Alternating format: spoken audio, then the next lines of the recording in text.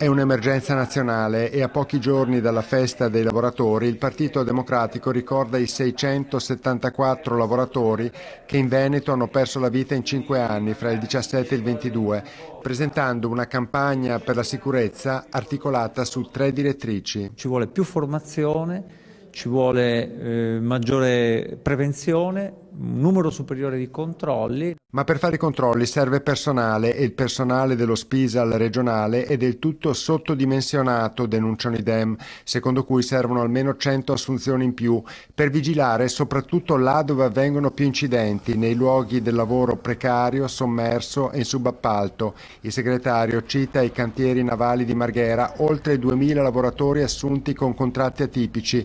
Ci preoccupa l'estensione del ricorso al subappalto, dice, proposta per il nuovo codice degli appalti. Infine, sulla formazione, la sicurezza deve diventare materia di studio anche in scuole e università e la materia prevalente per chi si avvicina al mondo del lavoro. Nel mondo dei tirocini extracurricolare, degli stage, dei lavoratori in formazione, pensiamo all'alternanza scuola-lavoro, deve concentrarsi principalmente sulla sicurezza sul lavoro.